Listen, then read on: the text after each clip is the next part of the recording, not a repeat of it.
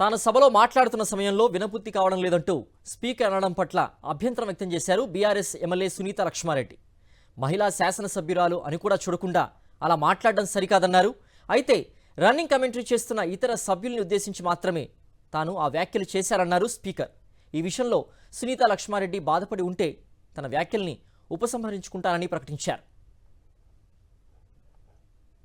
తొందరగా కంప్లీట్ చేయండి అని చెప్పేసి మీరు చెప్పి మైక్ కట్ చేసినప్పుడు మేమందరం కూడా, మా సభ్యులు మేమందరం కూడా ఒక 2 నిమిషాలు ఇవ్వండి అధ్యక్ష అంటే, మీరు మాట్లాడినటువంటి మాటలు ఏవైతే ఉన్నాయో నాకే వినబడట్లేదు, నాకే వినబుద్ధి అవ్వట్లేదు, వీళ్ళందరూ ఎట్లా వింటున్నారో అని చెప్పేసి అనడం నిజంగా కూడా చాలా బాధ వేసింది అధ్యక్ష.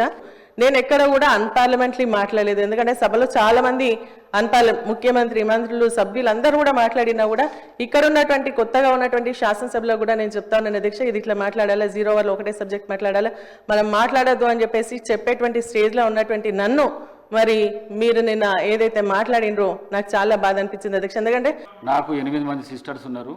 నేను మహిళలను చాలా ఎక్కువ గౌరవిస్తాను. నేను మీరు మాట్లాడేటప్పుడు రన్నింగ్ కామెంటరీ ఇక్కడి నుంచి అక్కడి నుంచి వస్తున్నది. వారు మాట్లాడేది వినబడతలేదు, నాకే వినబడతలేదు, మీకు వినబడుతుందా అని చెప్పిన మిమ్మల్ని ఉద్దేశించి వినబుద్ధి అయితే లేదు నా మాట్లాడింది అని చెప్పినా కానీ వారిని ఉద్దేశించి చెప్పింది కాదు నేను. మీరు తప్పుగా భావించిండొచ్చు. మీ మనసు కష్టపడితే విడ్రా చేసుకోండి.